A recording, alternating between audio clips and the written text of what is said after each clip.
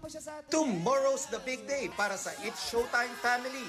Mapapanood na rin kasi sila sa GMA with simulcast pa rin sa GTV plus GMA Pinoy TV.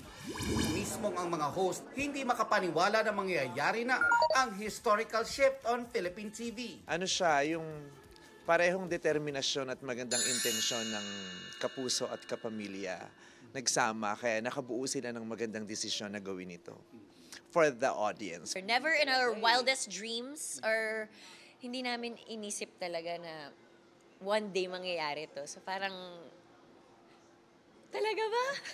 Patuloy rin ang pasabog na surprises dahil makikisaya rin ang ilan sa ating kapuso at Sparkle Stars sa It's Showtime bukas. Kabilang na sina Jillian Ward, Gabby Garcia, Sanya Lopez, Mikey Quitos, Glyza De Castro, Chanti ng Lapilus, Mark Bautista, Christian Bautista at marami pang iba. And speaking of It's Showtime, bumisita naman kanina si Ann Curtis sa 24 oras. Ang spoiler niya for tomorrow's big day, may kantahan, may kakulitan, may games. Makikita mo ang mga kapuso stars at kapamilya stars na magsasama-sama. kasama rin bukas ang birthday celebration ni Ann Cabogabol Vice Ganda. Ilan daw sa wish ni Ann na makapag-guest siya soon sa Running Man Philippines at makatrabaho ang kanyang sister na si Jasmine Curtis Smith. Chilly weather, no problem yan sa ating Sparkle Stars.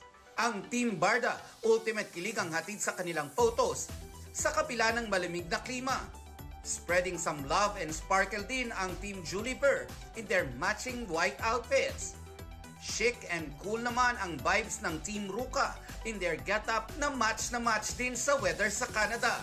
Ngayong April 5 and 7, nakaset ang shows nila sa Canada para sa Global Pinoys. Para sa GMA Integrated News, Nelson Canlas ang inyong saksi.